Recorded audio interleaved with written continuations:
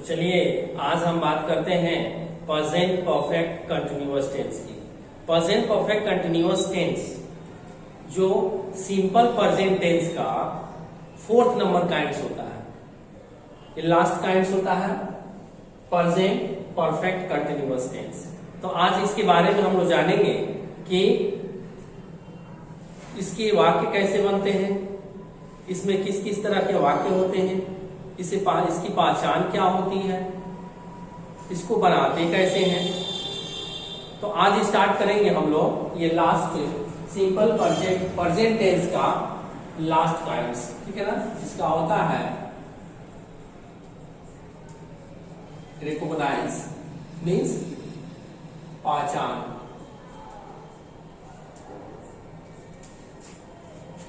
इसका पहचान होता है कि जिस हिंदी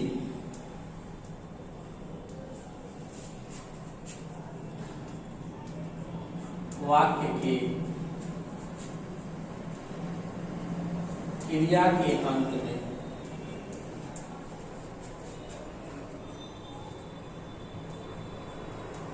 ता रहा है, क्या रहना चाहिए, क्रिया के अंत में ता रहा है, ती रही है, ते रहे हैं, या रहा है, ता रहा है, ती रही है, रहे, या रहा है, रही है, रहे हैं के साथ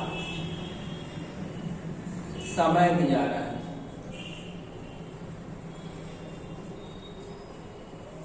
रहा है, रही है, रहे हैं, रहे यदि वाक्य में आए तो उसके साथ टाइम होना चाहिए, और नहीं यदि टाइम नहीं है तो ता रहा है, पी रही होना चाहिए। ये दो तरह की इसकी पहचान होते हैं, ठीक है। दिया रहा है तो उसे प्रेजेंट परफेक्ट कंटिन्यूअस टेंस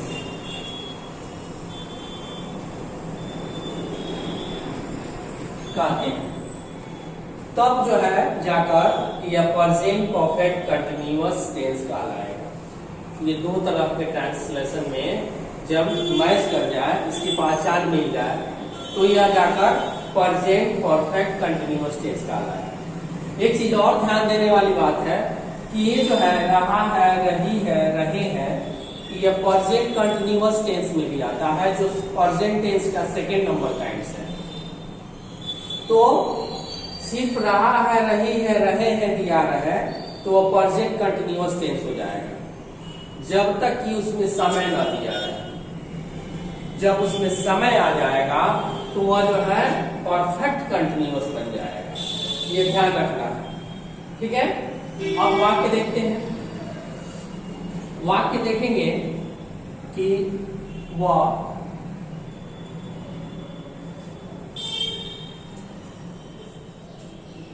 खाना बनाती रही है,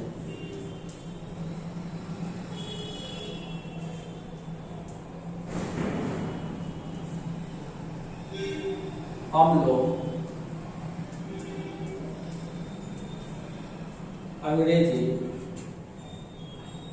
सर से पढ़ते रहे हैं,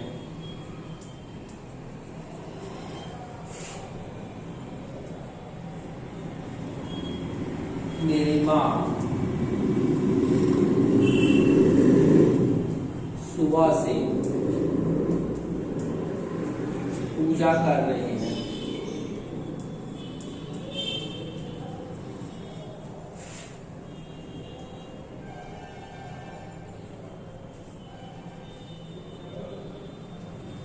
मेरा भाई 2 घंटों से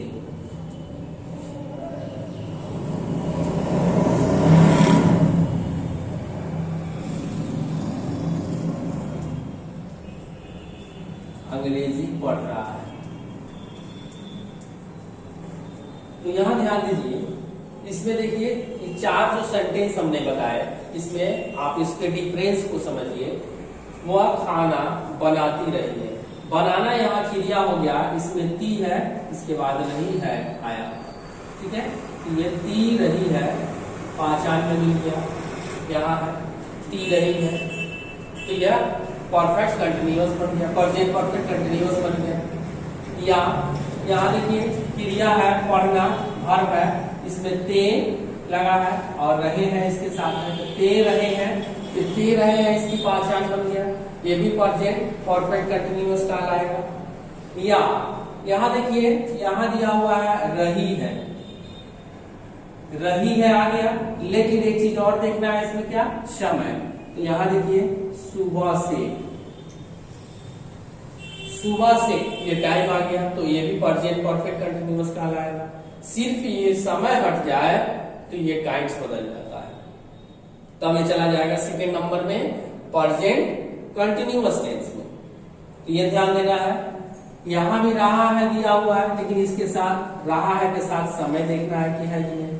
यहाँ दिया है टाइम 2 घंटों से, यदि ये टाइम नहीं दिया रहा है और रहा है नहीं दिया रहा है, तो इस टेंस में भूल कर भी ना बनाए, गलत हो जाएगा। तो चलिए अब इसका स्ट्रक्चर देखते हैं कि इसको बनाएंगे कैसे। तो इसके लिए रूल टू ट्रांसलेट, इसका स्ट्रक्चर हो जाता है सब्जेक्ट प्लस हैव या has plus been plus V4 plus object. देखिए यह स्ट्रक्चर जो बना है यह बिना टाइम वाला स्ट्रक्चर है, जिसमें टाइम नहीं दिया रहा है। यदि जिसमें टाइम दिया रहा है उसमें सिर्फ यह प्लस हो जाता है, क्या सिंस या फॉर प्लस टाइम, ये इसमें ऐड हो जाएगा। जिसमें समय दिया रहेगा उसमें सिंस या फॉर लगाएंगे, उसके बाद टाइम जितना दिया रहेगा वो टाइम लिख देंगे, ठीक है। टाइम के पहले सिंस और फॉर लगाते हैं। अब यहाँ पे एक समस्या है कि सिंस कहाँ लगाएंगे और फॉर कहाँ लगाएंगे, ठीक है। तो इसके लिए एक नोट लिख लेंगे,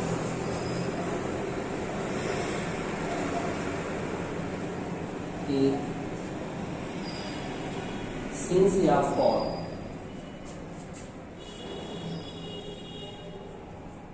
दोनों का हिंदी सेम होता है, लेकिन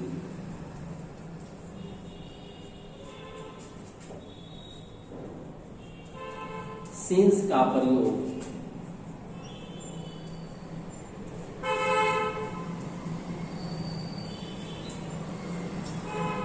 पॉइंट ऑफ टाइम,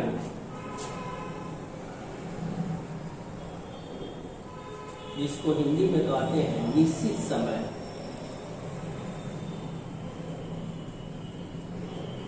निश्चित समय के पहले किया जाता है।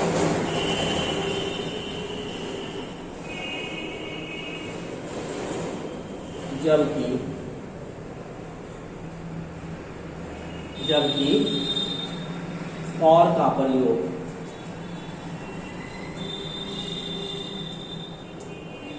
Period of time,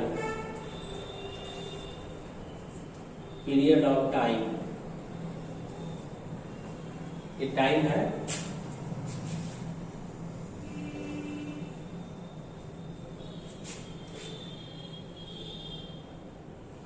period of time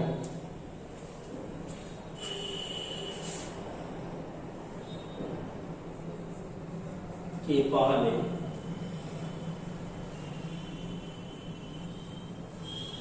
होता है।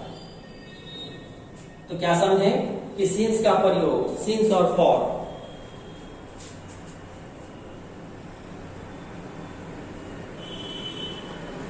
सिंस या फॉर, ये दोनों का जो प्रयोग है ये अलग अलग है। दोनों का हिंदी, दोनों का, सॉरी यहाँ का होगा, सिंस फॉर दोनों का हिंदी से होता है, लेकिन सिंस का प्रयोग point of time. Point of time का मतलब निश्चित समय, जो समय निश्चित हो, जैसे में 2 बजे, 3 बजे, सुबह, शाम, इसका निश्चित होता है, सुबह का, शाम का, ठीक है। तो ये निश्चित होता है 2 बजे, 2005 से, जनवरी से, फरवरी से, या सोमवार से, मंडे से, ठीक है। तो ये जो है समय निश्चित दिखाए, निश्चितता को दिखाता हो, तो वहां पे सिंस का प्रयोग कर देंगे। लेकिन यदि तो है दिखा रहा हो कि 2 घंटा, तो 24 घंटा में 2 घंटा कब से हो, किस समय को 2 घंटा का रहा, क्लियर नहीं है, ठीक है। तो वहां पे फॉर कर देंगे। क्या लिखा हुआ है? फॉर का प्रयोग पीरियड ऑफ टाइम, अनिश्चित समय। जैसे में मान लीजिए कि आपको कहा जाए कि 2 महीने से, तो 2 महीना जो है 12 महीना में 2 महीना किस महीना को कह रहा है, क्लियर नहीं है, तो वहां पीरियड ऑफ टाइम हो गया, अनिश्चित समय हो गया, वहां फॉर लगाएंगे, ठीक है। अब जैसे मान लीजिए कहता हो कि 1 हफ्ता से,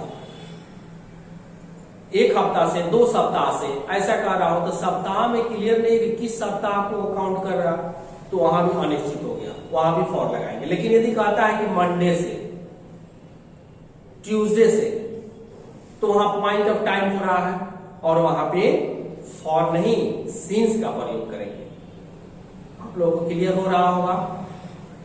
अब इसी तरह से एग्जांपल देख लीजिए, जैसे कहा जाए कि बचपन से, तो बचपन जो होता है उसका एक एज होता है, उसका टाइमिंग होता है, तो वो पॉइंट ऑफ टाइम हो गया, निश्चित समय हो गया, ठीक है ना। या जन्म से, तो जन्म का भी एक डेट टाइम होता है, तो पॉइंट ऑफ टाइम हो गया, वहां सिंस लगाएंगे, ठीक है। शादी के दिन से, तो शादी का डेट एंड टाइम होता है, तो वहां भी पॉइंट ऑफ टाइम बन रहा है, तो उसको भी सिंस लगाएंगे। यदि कहा जाए 2010 से, तो ये निश्चित हो गया। यदि कहता है कि 2 साल से, 10 साल से, तो 10 साल कब से वो 10 साल काउंट कर रहा है, क्लियर नहीं, वहां फॉर लगाएंगे। यही डिफरेंसेस है सिंस और फॉर का। ये दोनों जो है प्रीपोजिशंस हैं, पार्ट्स ऑफ स्पीच में प्रीपोजिशन है, और इसका प्रयोग जो है से के लिए आता है, समय को दिखाने के लिए। तो ये क्लियर हो गया होगा हम लोगों का, कंसेप्ट क्लियर हो रहा होगा। अब आगे हम लोग इसको देखेंगे कि सेंटेंस बनाएंगे कैसे, तो इसको पहले नोट कीजिए।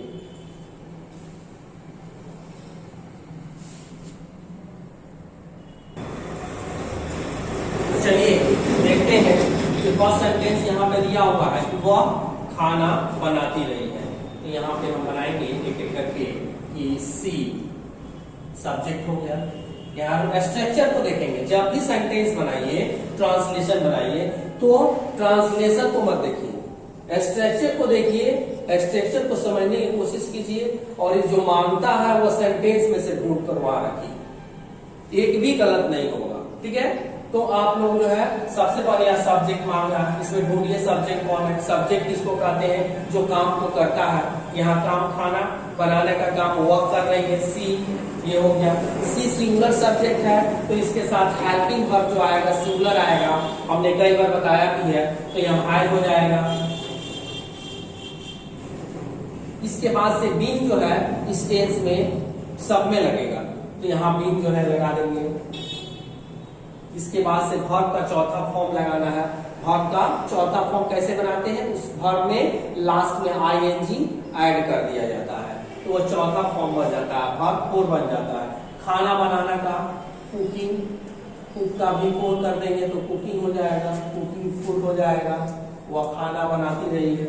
सिंपल है। हम लोग अंग्रेजी सर से पढ़ते रहे। देखिए इसमें 2 ऑब्जेक्ट दिया हुआ है, ठीक है, तो बन जाएगा, इसमें कोई बात नहीं है। तो यहाँ सब्जेक्ट वाले लिखेंगे वी के साथ हैव बीन, ठीक है।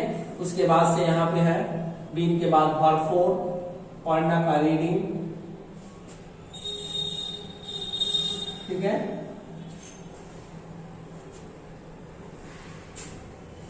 We have been reading. We have been reading English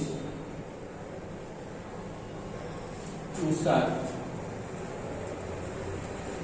ठीक है, हम लोग सर से अंग्रेजी पढ़ते रहे हैं, तो वी हैव बीन रीडिंग या we have been reading to sir English, ऐसे ही बना सकते हैं। लेकिन ये क्लियर है कि we have been reading English to sir. मेरी माँ सुबह से पूजा करती रही है। My mother has been doing worship नहीं करेंगे, यहाँ वर्शिप वर्ब है, यहाँ वर्शिपिंग कर देंगे।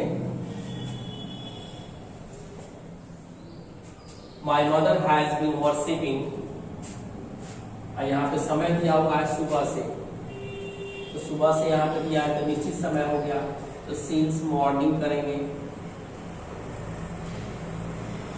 ओके, इसके बाद से इसमें आ जाइए, लास्ट एक और है, मेरा भाई दिया है कि मेरा भाई 2 घंटों से अंग्रेजी पढ़ रहा है, तो my brother has been reading English. अब यहाँ समय आ गया 2 घंटा, तो ये 2 घंटा अनिश्चित समय, 2 घंटा कब से काउंट कर रहा है क्लियर नहीं है, तो यहाँ फॉर प्लस 2 आवर्स, 2 घंटों से। तो ये आपका रहा, कंप्लीट हुआ प्रेजेंट परफेक्ट कंटिन्यूअस टेंस का। ये जो सेंटेंस आपने बनाया, ये अफर्मेटिव सेंटेंस बनाया। तो हमें उम्मीद है कि आप लोगों को ये जो है मेरा कंसेप्ट क्लियर हो गया होगा, बताया होगा। ठीक है, तो आप लोग इससे जो भी सीखे समझे उसे हमें जो जरूर बताएं कमेंट बॉक्स में जाकर। आज तक इतना ही, फिर इसके आगे इसी से रिलेटेड और भी चीजें जो इसमें है वो हम बताएंगे। आज तक इतना है।